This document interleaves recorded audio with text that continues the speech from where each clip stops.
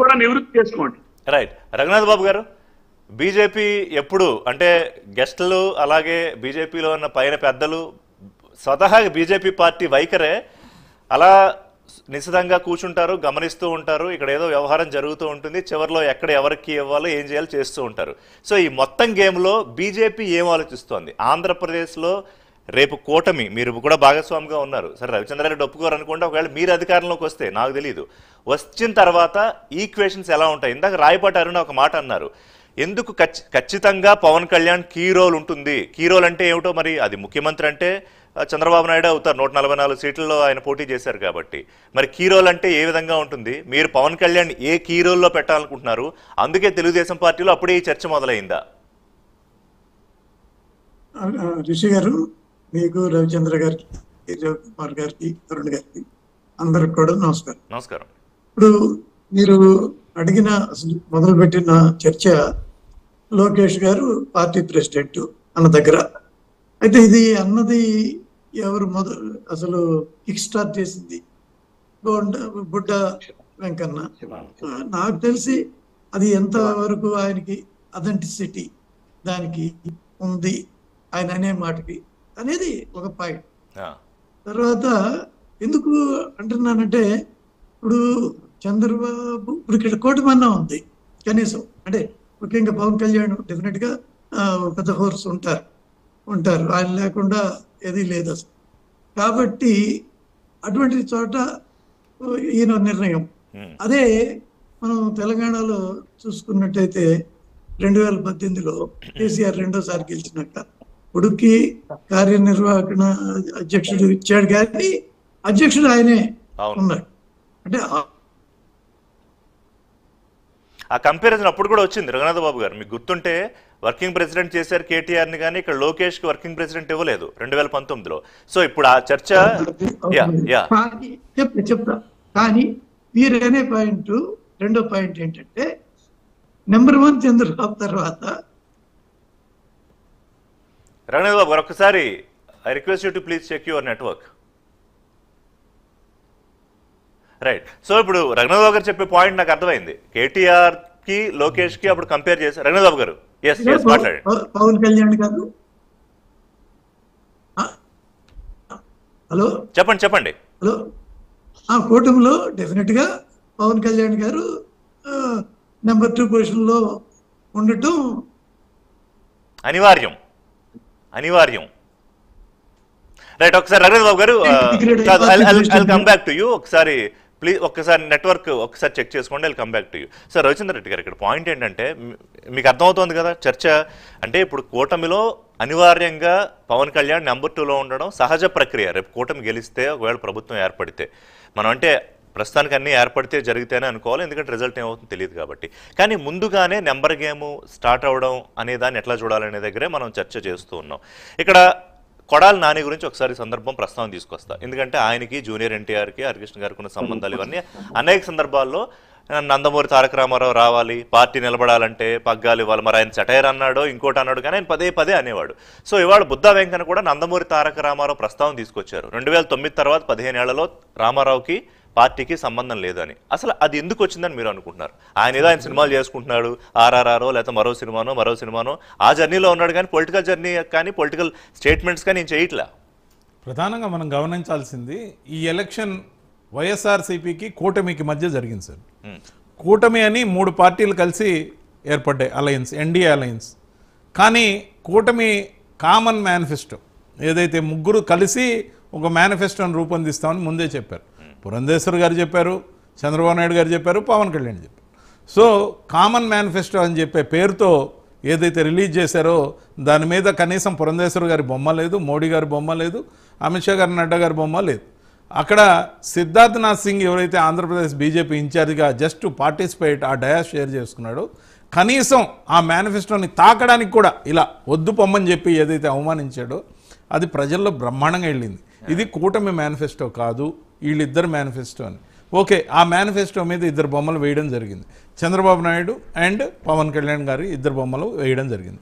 మంచిదే, కనీసం 2 బొమ్మలన్నా వేశారనుకున్నాం. కానీ మరుసటి రోజు నుంచి ఈనాడు ఆంధ్రజ్యోతిలో ఫ్రంట్ పేజ్ యాడ్స్లో బాబుని మళ్ళీ రప్పిద్దాం, బాబుని మళ్ళీ తెచ్చుకుందాం అని చెప్పి సూపర్ 6 అని, సూపర్ 6 గురించి కూడా చాలా తక్కువ ప్రచారం చేశారు. ఓన్లీ నెగిటివ్ క్యాంపెయిన్ తప్ప పాజిటివ్ క్యాంపెయిన్ ఎక్కడ చేయాలి. వాళ్ళ మేనిఫెస్టోలో హైలైట్ పాయింట్స్ సూపర్ 6 గురించి, బస్ ట్రావెల్ ఫ్రీ అని కానీ లేకపోతే రకరకాల స్కీమ్స్ ఏవైతే ఉన్నాయో వాళ్ళని నమ్మరని తెలుసు. ముఖ్యంగా అంటే ముగ్గురుతో మొదలైన కూటమి మేనిఫెస్టో దగ్గరకు వచ్చేసరికి 2 మిగిలారు. అలాగే అడ్వర్టైజ్మెంట్స్ ప్రచారం మొత్తం కూడా చంద్రబాబు నాయుడు సెంట్రిక్గా జరిగింది.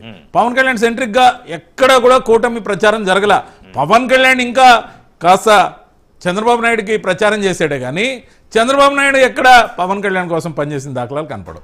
ఇకపోతే ప్రచార సభల్లో ప్రతి చోట పవన్ కళ్యాణ్ తాలూకా ఆయన చేసిన ఈ కూటమి కోసం ఆయన చేసిన ప్రయత్నము, సార్ ఆ ప్రయత్నం కనపడుతుంది. చంద్రబాబు నాయుడు పక్కన నుంచి ఉన్నప్పుడు కాస్త క్రౌడ్ పుల్లర్గా పవన్ కళ్యాణ్ ఉపయోగపడ్డ విధానం మనం చూసాం. కానీ పవన్ కళ్యాణ్ ఏ దశలో కూడా సీరియస్గా భావించలేదు చంద్రబాబు నాయుడు.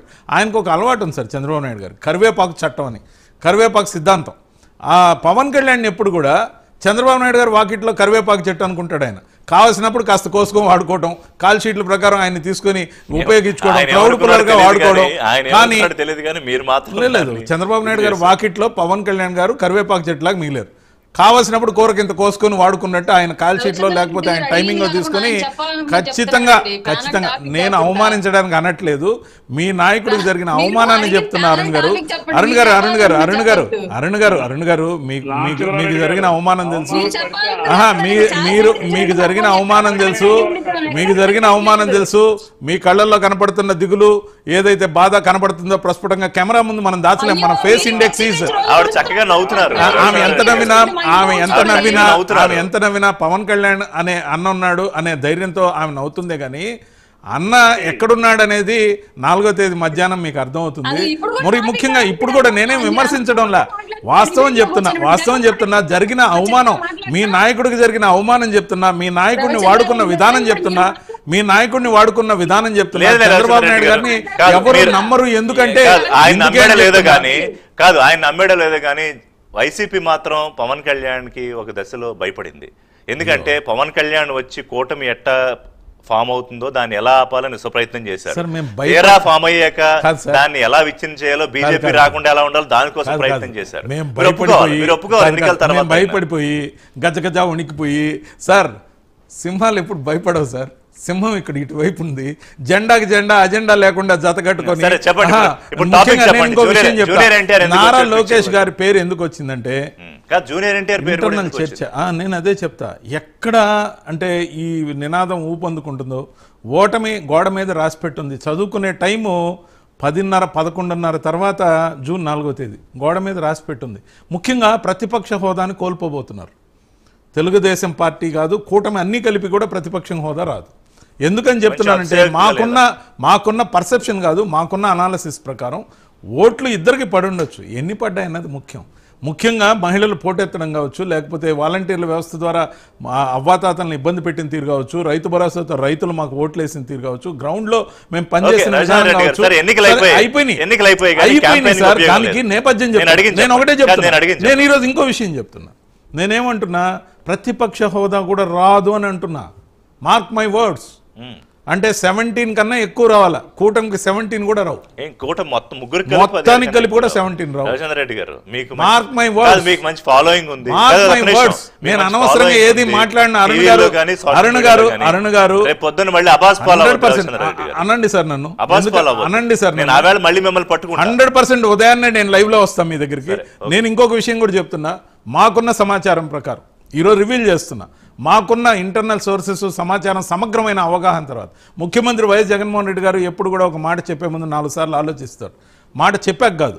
కానీ ఈసారి మేము ఎందుకని అంత కేటగారికల్ స్టేట్మెంట్ ముఖ్యమంత్రి గారి నోటి నుంచి విన్నామంటే, మాకున్న అనాలిసిస్ ప్రకారం we are getting 55% vote percentage this time, more than that, and they are getting below 40%, above 37%.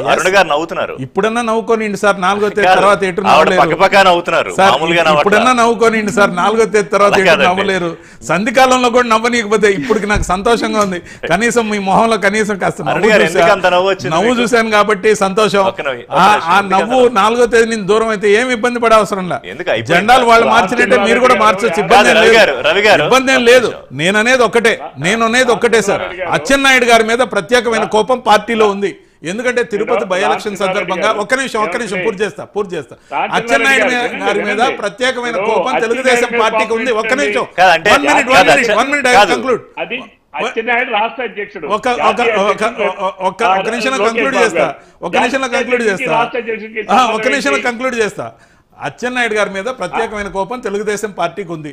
Tirupati by election సందర్భంగా గట్టిగా మాట్లాడిన మాట గట్టి చట్నీ తింటూ ఏంటంటే పార్టీ లేదు ఏమీ లేదని అన్నాడు. పదం కూడా నేను వాడ్డాను. అందుకని అప్పటి నుంచి వెయిట్ చేసిన వాళ్ళు ఇప్పుడు ఆయన తొలగించి నారా లోకేష్ కి ఇవ్వకపోతే అధికారంలోకి రాని పార్టీ మీద అందరికీ అసంతృప్తితో పాటు అసహ్యం కూడా వేసే పరిస్థితి వచ్చే అవకాశం ఉంది. కాబట్టి ముందు జాగ్రత్తగా నారా లోకేష్ ఏంటంటే ఈ మధ్య రవిచంద్రారెడ్డి గారు పొలిటికల్ అనాలిసిస్ తో పాటు ఎక్కడో కాస్త ఆస్ట్రాలజీ ఇవన్నీ కూడా నేర్చుకుంటున్నారు. మరి నెంబర్లు అవన్నీ ఎట్లా చెప్తారు నాకైతే తెలియదు. పర్సెంటేజ్ మీద 4.65% మహిళల శాతం ఓటింగ్ ఏదైతే ఎక్కువ పడిందో డిసిషన్ ఫ్యాక్టర్ కాదు. ఇప్పుడు నేను మొదలుపెట్టిన నెంబరు వేరే, కానీ ఈయన ఎండ్ చేయాలనుకుంటున్న నెంబర్ 17. దాని మీద రవి గారు మీరు రెస్పాండ్ అయ్యి 17 కూడా రావు సార్. కూటమి మొత్తానికి కలిపి 17 రావు సార్. మీరు చూడండి, కూటమి మొత్తానికి కలిపి 17 సీట్లు రావు సార్. రవి గారు మీరు దాంట్లో నుంచి ఏరుకోవాల్సిందే ఏ పార్టీకి ఎన్నని. వినండి రవిచంద్రారెడ్డి నేను గుర్తుపెట్టుకోండి సార్. మీరు మళ్ళా శ్రీకాకుళంలోనో విజయవాడలోనో విశాఖలో కలుద్దాం. వినండి, మీరు చెప్పింది 100% వాస్తవమే. ఎందుకంటే మీరు రివర్స్ ప్రభుత్వం కదా, రివర్స్ టెండరింగ్ ప్రభుత్వం కదా, రివర్స్ అది. ఆయన చెప్పింది వాస్తవం. ఋషి రవిచంద్రారెడ్డి చెప్పింది ఏదైతే ఉందో అది రివర్స్ తీసుకోండి. ఎందుకంటే ఆ ప్రభుత్వం రివర్స్, ఆ పార్టీ రివర్స్, ఆ వ్యక్తులు కూడా రివర్సే. సరే సార్, విశాఖలో మాట్లాడుకుందాం. 9వ తేదీ వస్తున్నాం అక్కడికి, 8వ తేదీ వచ్చేస్తాం. కాబట్టి ఆయన ఏదైతే కోరుకుంటున్నాడో ఆ 17 కూడా రావు వైసీపీకి, సింగిల్ డిజిట్. సరే కాదు, ఇప్పుడు వైసీపీ పార్టీకి ప్రతిపక్ష హోదా కూడా రాదు, సింగిల్ డిజిట్. కాదు, నేను ఒకటి చెప్పనా, ఇప్పుడు ప్రతిపక్షం లేకపోతే ప్రజలకైనా లేకపోతే అసెంబ్లీలో చట్టాలకైనా లేకపోతే మీడియాకైనా చాలా చప్పగా ఉంటుంది. ప్రతిపక్షం ఉండాలి, అదే మీరు కోరుకోండి, వాళ్ళు కోరుకోండి. నా పాయింట్ ఏంటంటే వినండి ఋషి గారు ప్లీజ్, ఇక్కడ జగన్మోహన్ రెడ్డి అనే వ్యక్తిని ముఖ్యమంత్రిగా ప్రభుత్వాన్ని చూడలేకే ప్రజలు ఈ రోజు స్వచ్ఛందంగా క్యూ లైన్ లో ఎండలో నిలబడి కూడా తరిమి కొట్టాలని ఓటేసినటువంటి ప్రజలు జగన్మోహన్ రెడ్డి గారిని ప్రతిపక్ష నాయకుడిగా కూడా ఉండడానికి ప్రజలు ఇష్టపడడం లేదు. ఇప్పుడు కూడా ఇదే అన్నారు మీరు. 2019లో కూడా చంద్రబాబు నాయుడు ఇదే అన్నారు. ఏంటి నాకు కాకుండా ఈ మహిళలు ఒక క్రిమినల్ కు ఓటేయడానికి వస్తారా అన్నారు. మీకు గుర్తుందో లేదు, నాకు గుర్తుంది. అంతే కదా. ఇప్పుడు జగన్మోహన్ రెడ్డి ఏంటో అసలు స్వరూపం ప్రజలందరూ తెలిసిన తర్వాత జగన్మోహన్ రెడ్డి అనే వ్యక్తి ప్రతిపక్ష నేతగా ఉండడానికి కూడా అనర్హుడు అని చెప్పి ప్రజల తీర్పు రేపు 4వ తారీఖు రాసుకోవాలి. మీ రివర్స్, మీ పరిపాలన రివర్స్, మీ నాయకుడు రివర్స్, మీ పార్టీలో ఉన్న వాళ్ళు రివర్స్. మీరు అందరూ ఇందాక ఏదో అంటున్నారు సింహాలను, కరెక్ట్. గ్రామ సింహాలుగా మీ వాళ్ళందరూ